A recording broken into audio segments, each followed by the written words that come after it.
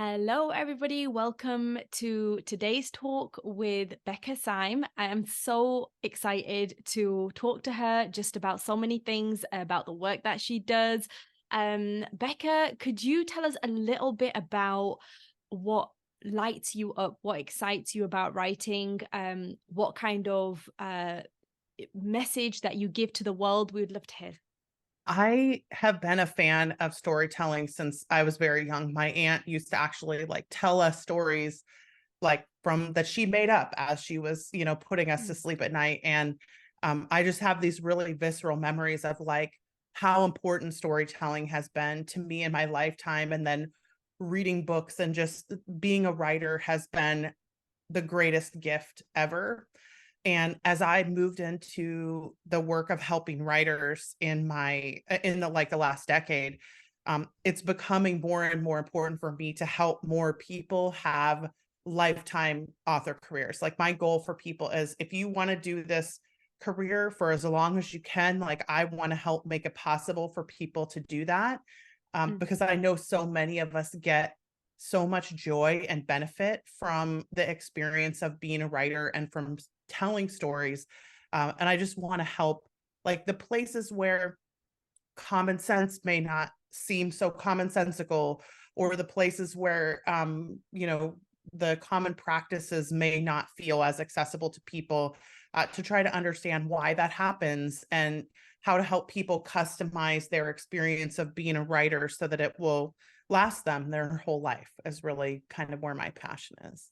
I have been personally listening to your YouTube videos and your Yeah. podcast, and I just love the idea whenever I'm feeling in a spot where I feel like, okay, I should be doing this, I should be doing that, but the information just isn't coming to me. I love just hearing your work, and there's this feel of it's okay, Yeah. you're okay. Could you share a little bit about your methodology, any advice that you have for writers who feel stuck? Uh, I love that you use the word should, because I think that's really where my initial interest in this work came from. Mm. Was in when I grew up as the different kid in a family that where they were all very similar to each other in terms of how they were motivated and what they how their brains worked. And I was the one who was like, we don't really know how to motivate you. And so or don't realize that you are motivated differently than we are. And so using the tactics that my family was using to help themselves was not helping me. And I always felt like I was wrong, like there was something wrong with me. And I got into grad school and I took this test called the Clifton Strengthsfinder. At the time it was just called the Strengthsfinder, the Clifton Strengths Test. And the level of detail that it goes into about how different everyone is, and recognizing not just that everyone is actually different, but that all of those differences have a potential for success. So it's not that there are certain people who are wired to be successful and certain people who aren't. It's literally that we're all wired differently. All of those wirings can lead to success. It's just how do they do that is different. And I felt like when I had that experience, I really learned that the way I was wired wasn't wrong. I was just applying the wrong tactics to the way that I was wired. It was very similar to, if you're a hammer, don't try to be a screwdriver, be a hammer. And I was trying to be successful the way that screwdrivers were successful, and I just was not getting there, and I wasn't feeling success. And so part of what I love about this work is there is so much nuance to the way that our differences impact how we work and how we write and how we run businesses and how we are successful. And when you use a tool like the Clifton Strengths that is so perfectly nuanced for that purpose, you get a better sense for oh no, I'm not slow. I have this trait that makes me think deeper about things than other people do. And the thinking deeper is not a bad thing. It's actually an asset. And so I could use that thinking deeper in my advantage, rather than assuming that because I am not wired like other people, that there's something wrong with me.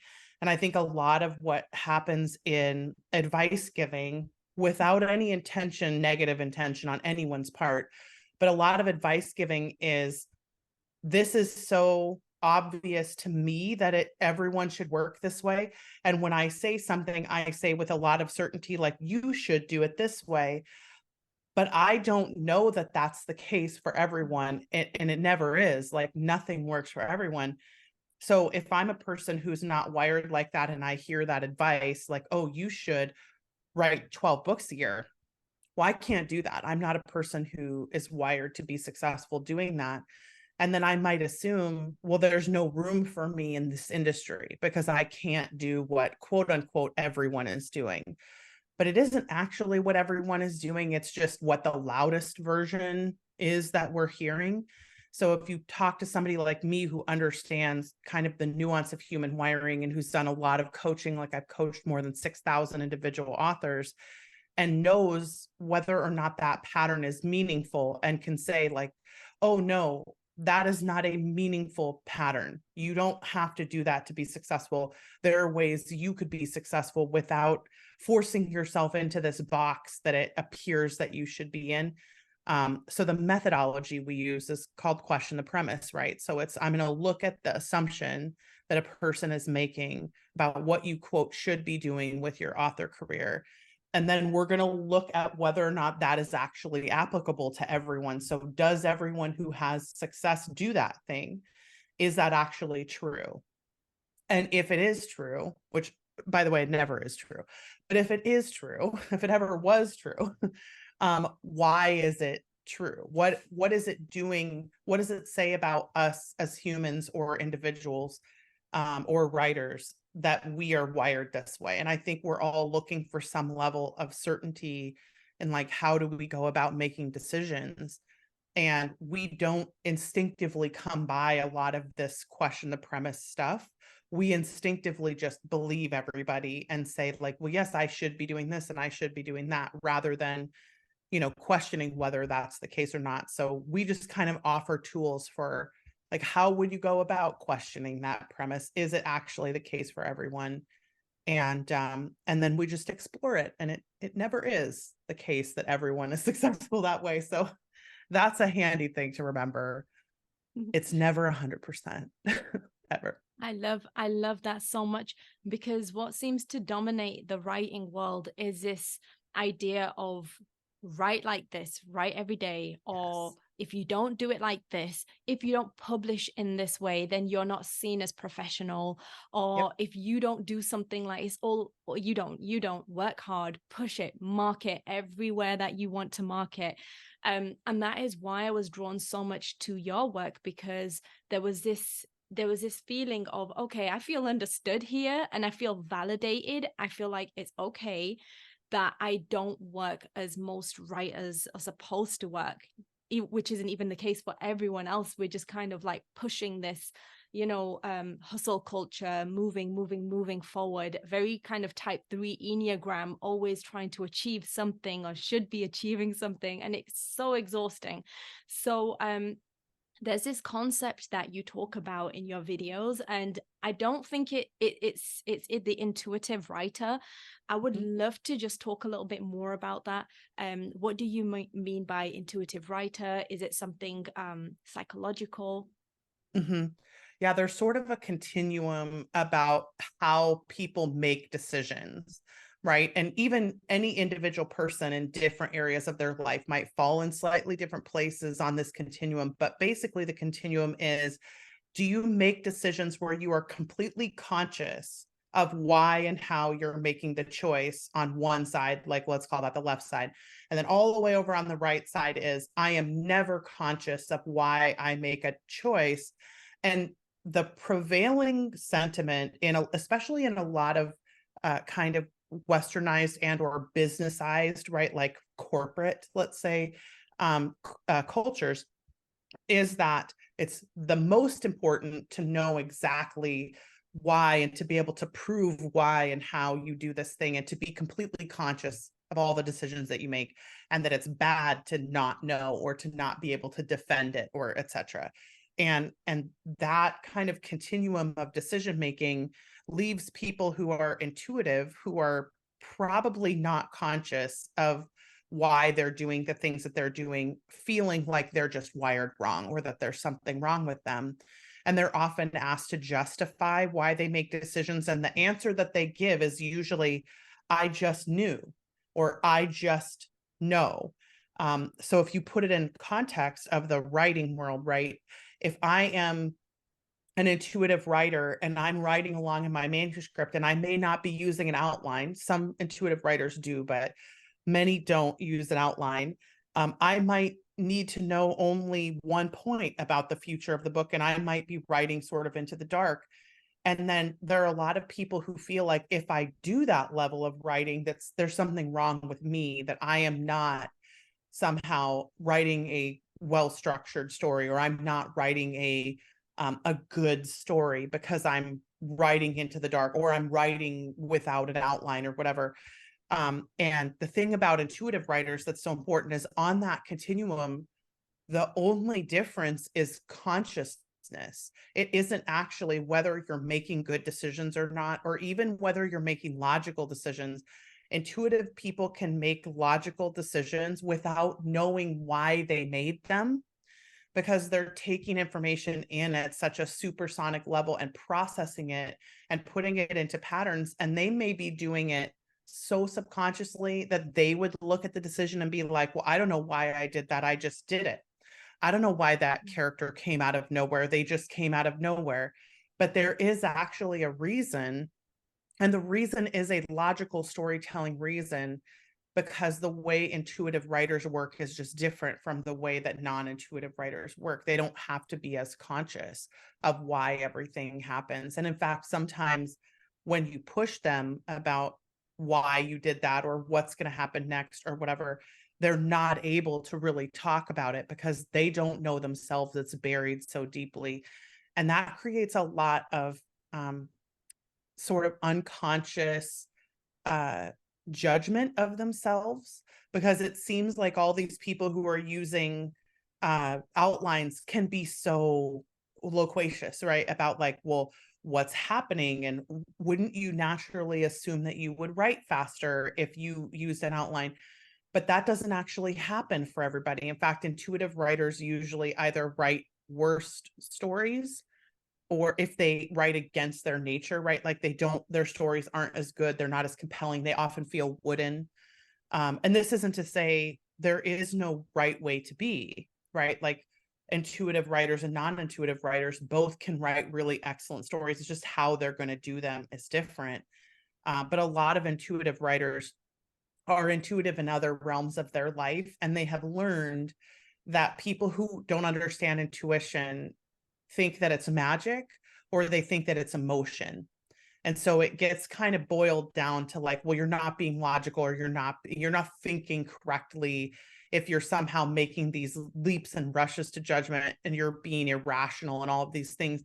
And if you give intuitive writers the time, or intuitive thinkers the time to break down the decision much longer after they've made it, they can almost always point to, oh no, this was like, I knew that there was a scene coming up where we needed to introduce the killer for the first time. And so I just knew that I needed this person to come out of the woodwork. But in the moment, they may not know that consciously when they do it. And then the problem is that they won't trust it. Like a lot of intuitive writers don't trust the fact that it's okay to not know why you're doing something, or to not be able to prove like by storytelling logic. Or the other thing is they feel like they have to know all the titles of like what the different beats are, or that somehow if they write according to the beats that they're going to write better books. And that just doesn't happen for everybody. And so just knowing that it is possible to be unconsciously competent, right? That just knowing that that is possible, I think for intuitive writers is really important. That's so beautiful. I loved hearing that, because I myself am an intuitive writer. And it's so easy to feel like, okay, I tried following the beats, I organized them all into sections. I was so excited about this new structure that I came across, and I was like, oh my gosh, here's the answer. I'm going to write an amazing story. Wrote the story, wrote it felt robotic. It felt like something's missing, something doesn't feel right. So I scrapped the whole thing and I was like, I'm just going to write a story. I am just going to enjoy and just write the story and trust the process. Do you find that intuitive writers take a lot longer writing a book in your It to- experience? yeah, it really depends on how many times they've done the process, right? Mm, I do think that when they question themselves, it takes them a lot longer to write. And then there are certain strengths that can affect writing speed just because, like, if you have like a really high intellection or really high context or strategic, sometimes that can slow you down. Input can mm, sometimes slow you down, deliberative, right? Like there are some of these strengths, personality traits that mm, can affect that. But when intuitive writers learn how to trust their own internal storytelling mechanism, it's so much easier, and not easier in terms of like sometimes they do get faster, but most of the time it's just a lack of stress, right? It's mm, like I don't have to worry that somehow I'm doing it wrong by just mm, trusting my own intuition. And mm, then intuitive writers do this thing that I call tweaking their mm, intuition rather than like learning a whole system that's going to make them, plot better or something. It would be more like I finish a book, I give it to my editor, and my editor says, you have this habit of wandering in the middle of because this is what happened to me, like wandering in the dialogue in some of these mm, places where it feels like it's not as pointed as it could be. It slows down a little bit. And I'll be like, oh, really? Where does that happen? And then we'll go into the book and look at the places where that happens. And then when I write the next book, I'll think, oh, I don't want to wander in that dialogue. So let me pause and think about it a little bit. Or if you write like me, I'll write the dialogue the first time the way that it naturally comes out. And then I'll go back in and I'll be like, what can I cut? Because I want to make sure the dialogue is really punchy and that it serves its purpose and that conversations don't drag on, right? Because then that mm, makes the reader skim.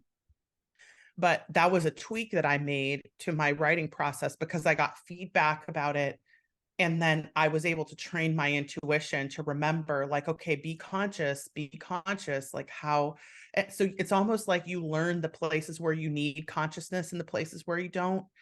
So I don't need consciousness when it comes to creating characters or when it comes to creating conflict or mm, because I write mysteries, like mm, I don't need help creating conflict in my mysteries. There's always too much conflict. mm, So where I need help is like, do we really need the seventh, MacGuffin? No, we don't. Like that, that's kind of how I see the tweaking of the intuition is more about iteration and mm, over time learning how your storytelling mechanism could get refined rather than trying to mm, teach it a system to follow that somehow is going to mm, refine mhm, it. It's more like let's find the knob internally that we could just turn down one click and say, could you have a few less characters, Becca, potentially? Like that would make your book shorter. And I'm like, interesting. oh, yeah, I would like to not write 125,000 word mysteries. Thank you. So, yeah, Mm, let's pull a couple of characters out. But that's what I mean by like tweaking the intuition. It's not a system that I can learn of like beats and structure. It's what is the big picture thing that I'm doing that I could change just enough to make the story more compelling, right? Like that's more how intuitive writers get better. wow. So when you talk about tweaking and I love the vision that you kind of created for me when you said about it's like a knob, like you turn it up or you turn it down, right? So it Yep. could go Yep. either way, not too. Okay, that's Hmm. amazing. And I just hearing that as well, there's this there's this feeling, like I said again, this shoulds, right? There's this world in publishing that you should do something like this. So Right. but what you're saying is that you are made a certain way, you are drawn to certain things, and that is when you embrace it, that's when you're going to truly fulfill your purpose, right? Yeah. Your huge, beautiful, unique purpose. Yeah. And you're not going in there blindly.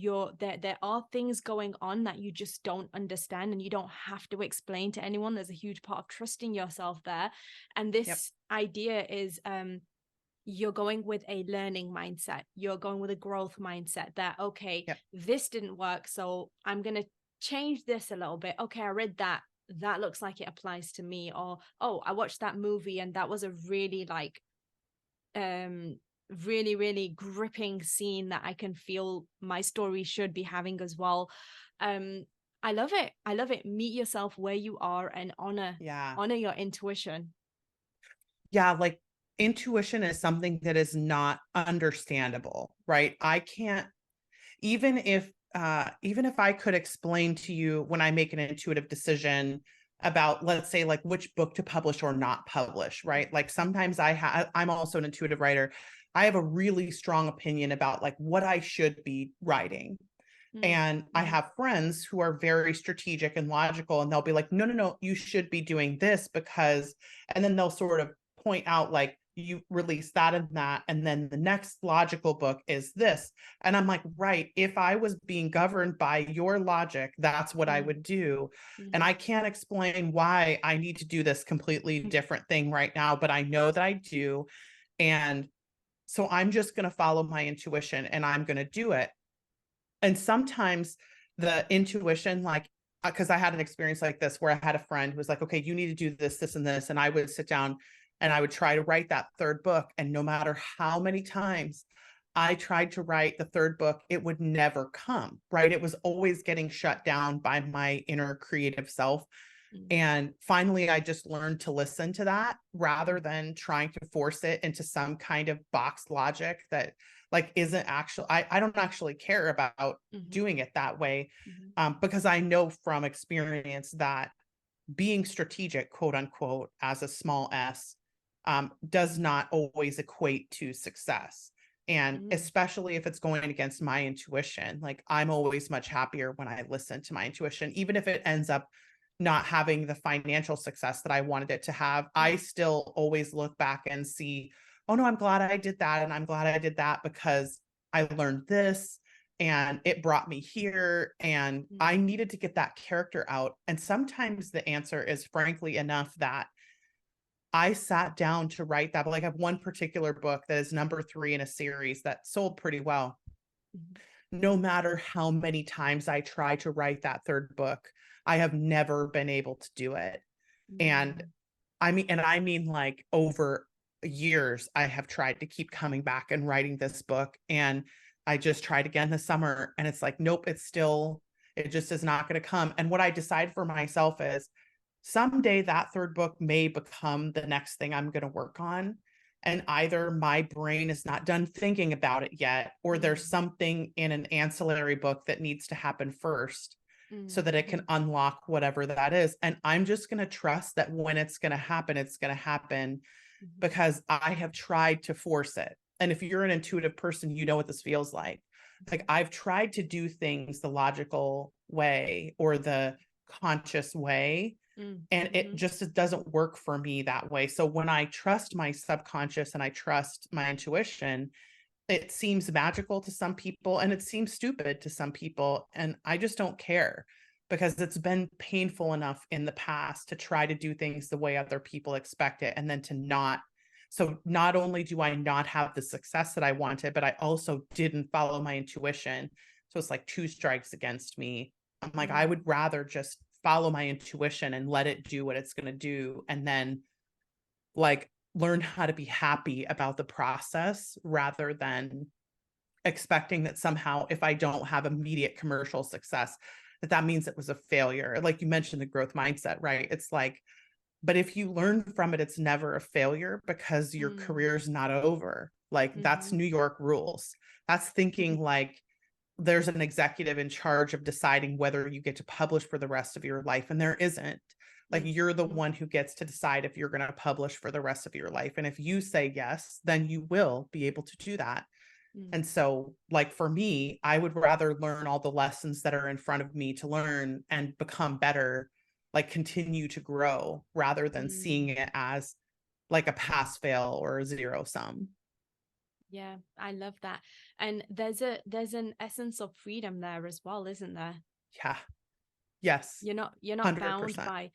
Yeah, so it's there's this I remember reading a book, it's by Gabor Mate, When the Body Says No, and he's talking about stress. He's talking about how the stress wanes when we have more autonomy and we have more freedom in what we choose to do. Yes. And as intuitives, when we embrace that, hey, we don't want to be driven by anyone or anything, or guilt or anything, shame or anything that is going to take us away from ourselves. Is There's a sense of strong self there. And I think just hopefully our listeners here can understand that. Embrace it. Yeah. There isn't this 1 2 3, you have to do it like this, sell, one book after the other, strategic. Yes, there's the left brain, but then there's also the right brain, and then there's the body, and then there's there's the mind, The and mind and the spirit, right? Like your oh yeah, spirit yeah. self. Like, Mm-hmm. I think if we're not looking at life as a holistic experience, we're really Mm-hmm. doing ourselves a disservice, because there is no, like, you have emotions, you have desires, you know what I mean? Like, Of course. there's this whole segment of our body and ourself that I think sometimes we shut down because we get Yeah. so focused on, like, on the productivity industrial complex Mm. methodology, right? And it's like, well, let me just reduce everything to dollars and minutes. And then that Mm. becomes and for some people, that is their best Yeah. life. Like, I Yeah. want to acknowledge that I am not, just because I'm not wired that way doesn't mean no one should be, but Mm-hmm. we listen to too many people who are wired that way when we are not wired that way. Mm-hmm. And then we feel like this collective sort of like shoulding that happens of Yeah. like, if I don't care enough about that, or if I'm not driven by that. And I think if you are, do it. Like, if you are driven that way, then that's good for you and you should be that way. I am not.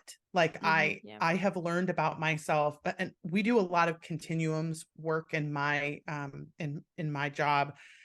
So, like, there's a continuum of how aggressively people should be uh going after the work that they Mm. want to do, right? Because some of us are really wired like that airplane jet fuel, like, you should go a million miles an hour at all times. And if you don't absolutely burn everything up in your path, you will regret that, right? Mm. So, like, Mm-hmm. that's one type of person. And then there's two more in the middle. But then on the other side, there is the hiker, right? Which is like, I am here for the journey. I Mm. am going to love my life if I Mm. fully experience every good thing there is to experience along the way. And Mm. I may get to that destination at some point, or I may not. And that Mm. is okay, because wherever I go, I'm going to be happy getting there. And there's, like I said, there's gradations of that along, but on those two extremes, you see that there isn't just one way to be successful in this Mm. industry. Like, there are hikers who are millionaire authors, and there are airplanes who are millionaires, and there are hikers who are not selling, and there are airplanes who are not selling. So, like, there is no expectation that if you want it, you have to be one or the other. Mm. There is no truth to, like, nothing is true for every person, I guess is what I mean, right? So, like, on this continuum, the closer you are to the hiker, like, I'm one click over from the hiker. So if I don't get every morsel of, like, fulfillment out of my work, I will be fine. Like, I will still love my life. I will, Mm. like, if I wasn't doing work that I felt was like consuming for me, I would still be loving my life. So sometimes my work Mm. goes very quickly and sometimes it doesn't. Mm. And when it doesn't, I fully am present in those moments, and I'm turning Mm. off, and I'm, connecting, and I'm having relationships and having experiences. And I don't need for my life to go at the pace that some of my airplane friends do. And Mm-hmm. I know that from having, again, coached so many thousands of successful authors, there is all difference in this Mm. industry, and you can be anywhere on that continuum and still be successful and still be publishing. for your whole lifetime. And so I really think it's important, just the acknowledgement of everyone wants something different out of this life, and everyone wants something different out of their experience in publishing. And that is the most important thing to know, is like, when you get to the end of your career, what are you really going to be sad that didn't happen? Like, are you going to be sad? I'm not going to be sad if I don't make $1 million in fiction writing. Like, I just won't be sad. But I will be sad if I don't write the books that I want to write, because I only get to do this once, and I can support my writing however I need to, so that I can do this for my whole life. And I have a lot of books I want to write, and I want people to read them. So then that becomes like the organizing principle of my life is, I don't want my whole life to be about publishing. I want to do things other than that. I want a life I don't need to escape from. Right. So like, I want to be able to enjoy every part of what I'm doing. I need to be connected to my people. So I need a job that is not disconnecting me from the people I care about or myself. And then I want to tell stories. Like, I love these books. And so to me, then that does not sound like an airplane. So then I need to not set my life up, or I need to not listen to the shoulds of, or orient my life around the principles of how airplanes function, because that's not going to be good for me in the long term. And knowing that about myself, I think, is important. And I think we should all ask ourselves just how much we're willing to sacrifice in order to get this thing that may not even make us happy. Yeah, I love that. I'm with you, by the way. Every value that you just outlined, I'm like, yes, yes, yes. Yes. There are a Exactly. lot of us. There's so many of us. And like, there's not a lot of content being produced for people No. who like, we just want to do this sustainably, and I want to do it for my lifetime. Right. Like, I want this to not kill me. I want this job to not kill me, and I want it to not kill my family, and I want it to not kill my ability to enjoy life. Oh yeah. And and that's the crazy part, right? Is like, when airplanes function the way they're supposed to, it doesn't do that for them. It doesn't kill their enjoyment of life. They enjoy life more when they experience life at that pace. But I don't. I'm not that person. So like, I need to put myself in the category of people who are like, I call it the scenic route, right? Like, sometimes I still want to get to the destination. I still care about publishing the books and telling the stories. And I still want to collect more readers, and I still want to please the readers that I do have. But like, if I don't ultimately end up like some kind of whatever author that, whatever the number is that you're going to put on it, or whatever, however many books or whatever, I am not going to look back at my life and think that I failed if I don't meet that goal. But if I don't have good relationships, and if I don't like, I will definitely judge myself in that way. If I didn't have the experiences I want to have, if I didn't have the relationships that I want to have. So then I need to orient my life according to what will make me feel like I will live the best life that I could. I love that. I love that so much. And I'm just keeping an eye on the time as well. And I think we're pretty good on time. But I just wanted to say, even like when the airplane mode is going like go, go, go, go, go, rush, rush, rush, rush, rush, I still feel like there's this kind of it's so easy sometimes to become like that, especially when you're not wired like that. But there is this feeling that there's important to have balance as well, I think with us as well, I think the beautiful place is being where you are, what your destination is, but at the same time you're embracing the world around you and being present, because you pay full attention to it. But I love what you said there. But another thought which just came to my mind was this video that I watched of yours, and it popped up on my feed again this morning. So I was like, I have Oh, to nice. talk about that. And this one is about energy pennies. So could you talk a little bit about energy pennies? What do we mean by that? When I first started coaching, one of the things that I was looking for was metaphors to explain what I was seeing happen, right? Mm.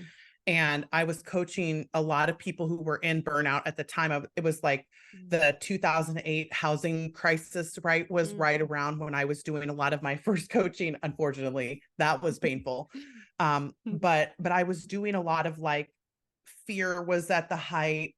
And when fear goes up, people lose a sense of like, how do I make myself go down from this overwhelm, right? Like, how do I Mm. bring myself back down? And the sense of energy pennies is sort of like, okay, you need certain things to live and to feel whole. And right now, you may not be able to understand what those things are, but here is a guidepost for you about like how to put energy pennies in your bank to make Mm. sure that you're recovering from burnout well, is one of the ways that we were using it a lot. Sort of the uh you only have a certain amount of pennies to spend, and so you have to be cautious about.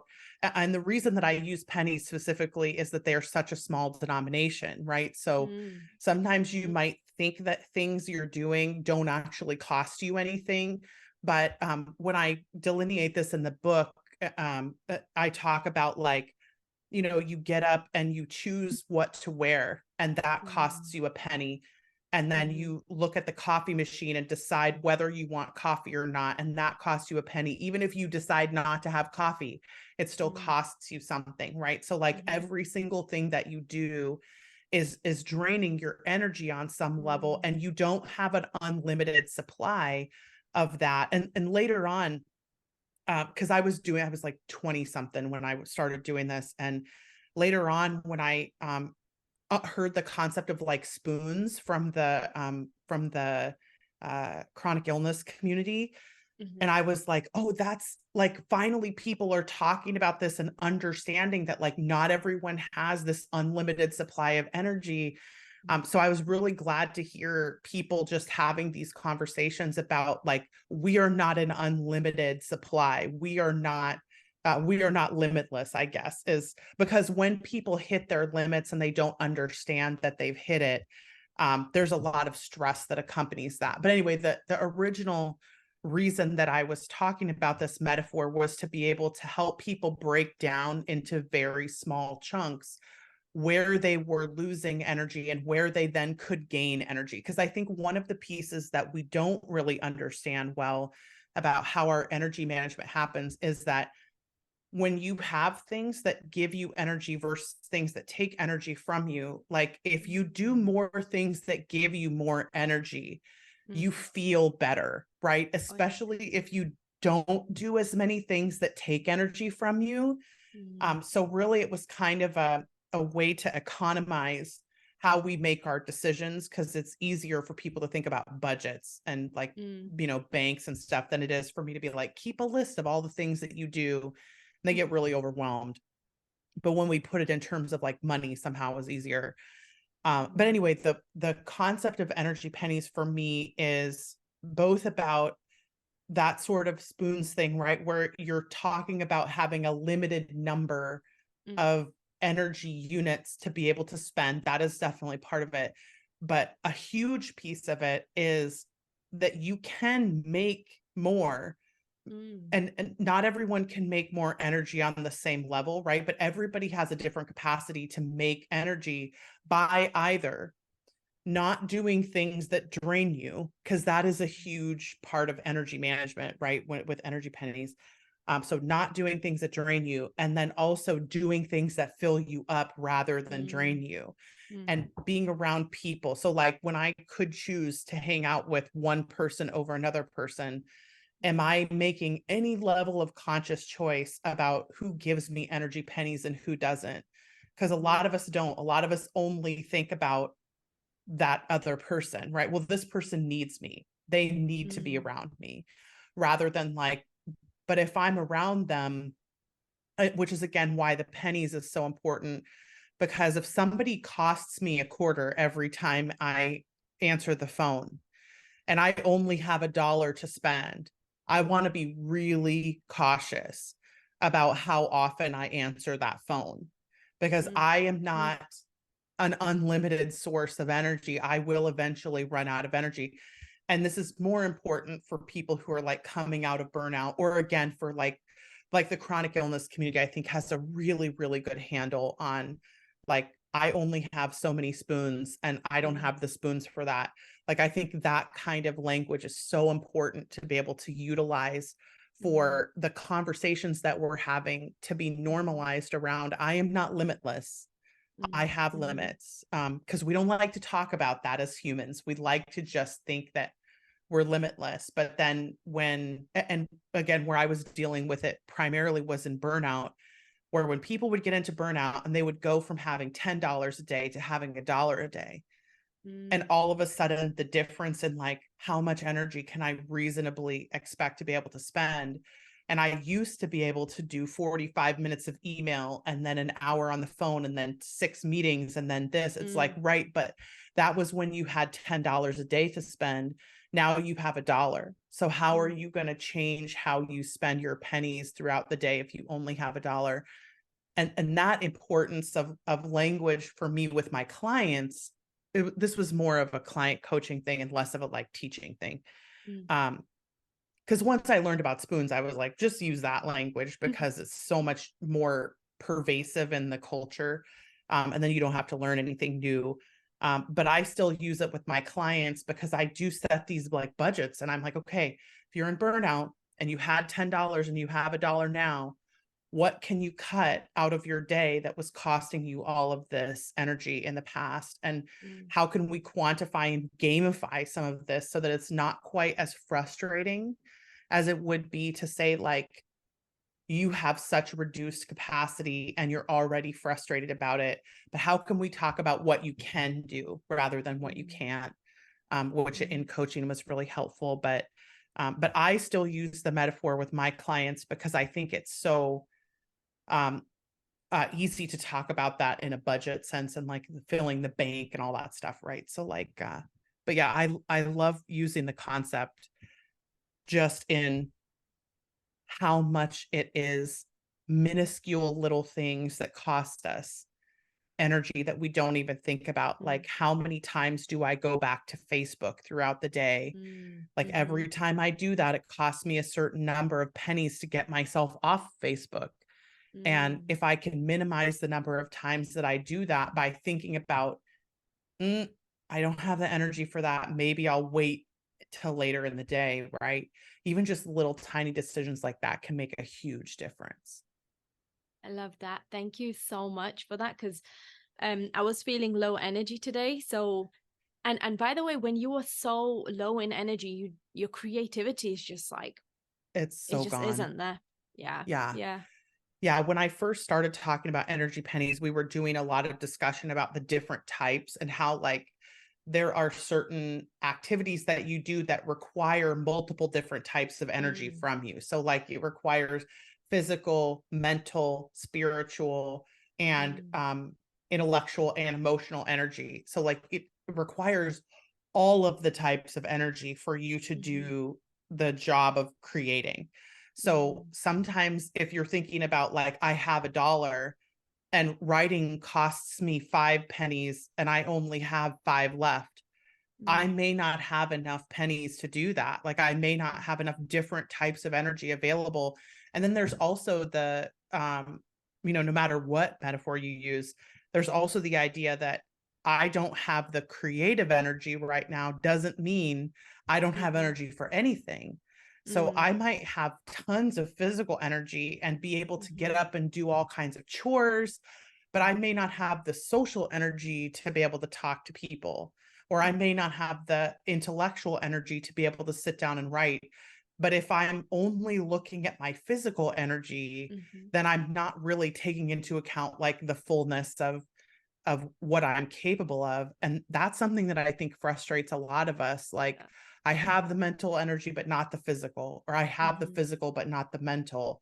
Like that dichotomy, I think, between the different types of energy can be really frustrating for us. And sometimes just knowing that it's normal for that to happen is helpful, because then it's like, oh, yeah, I don't have the spoons today. I don't have the capacity for that. Doesn't mean that there's something wrong with me as a person. It means that's where I am today. So I'm going to do something else, and I'm going to, use my energy in the best way that I can. I love that. And again, every time I hear you speak and just your podcasts and your YouTube videos is very validating, Oh, good. And that's what I'm going to do. I'm just going to take the day off after our conversation and just do something that's going to fill me up somehow. I don't know what that is yet. But Yes. Becca, do you have any advice, any final words of advice for our listeners, in regard to anything? Yeah, I would say there's a lot of shoulds out there in the writing community about things that you should be doing because other people are having success doing them. And the first piece of advice I would say about those is your intuition about it is enough to say no. Mm, Like if you just don't like social media, or you just don't want to do a YouTube channel, or you just don't want a podcast, or you don't have the energy for Instagram and TikTok, it is enough mm, of a reason that you don't have the energy to do it for you to say no to it. Like that's mhm, enough of a reason. mhm, And then the second piece about that is when something works for someone else and we look at them and think, I have to be like them in order to be successful, because that's kind of how we are trained mm, to look at people, right? It's like, we'll copy the thing the successful person is doing. It's like, but you're just not seeing a wide enough variety of people who are successful to know that there are other mm, ways of success. So I would also say go looking for more examples of people who are successful in different ways than just that one person. And it mm, might mean that you have to stop listening to someone for a while because they're exhausting you. And it might mean that there's another friend out there for you, or there's another community, or there's another writing mhm, group or whatever out there for you to help you get to that place. But whatever you do, the more intuitive you are, the more you should trust your intuition, because there's always a reason. Like when we deconstruct those intuitive decisions, there's always a reason behind it that makes a ton of logical sense given mm, your personality and your life and all of these things. So that's the other thing I would say. And then probably the last piece of advice I would give is it is very easy for us to get caught up in all of the things that aren't writing, like in the marketing and the social media and the advertising and the platform building and all of these things. But if you came into this because you like to write, I'm going to issue you a challenge that you should be spending more than 50% of your time on your mm, career in the manuscript, and mm. less time thinking about literally anything else, because ultimately the books are what readers are here for. Mm, And not in a way that's like guilting and shaming us for not being able to make book progress. This is more about like whatever it takes for you to produce a book. I want to see you spend as much time doing mm, that as you can, if that's why you're here. If you're here for mm, the marketing, then spend more of your time marketing, by all means. Like that's what you should be doing. But so many of us are here for the writing and we're not doing it. Like we're not prioritizing the writing because we're so worried that if we don't do all of these marketing things, we're not going to be able to be successful. But ultimately, the thing that makes people read you is your book. And you want to make sure that you're giving yourself the best chance you can of having and retaining readers by writing a book that you love or that they love. mm, And so my challenge to people is, if you really love the writing, spend as much time doing it as you possibly can and prioritize it. Don't let yourself do other things just because there's a fear about them. Like, let yourself spend more time in the manuscript. Go to the manuscript first. Not necessarily first thing in the morning, but like give it your best energy. mhm. I love that. I love that so much. Thank you so much. And it's been an honor, and I've learned so much just in this conversation. And I hope you have a wonderful day. And we will speak soon.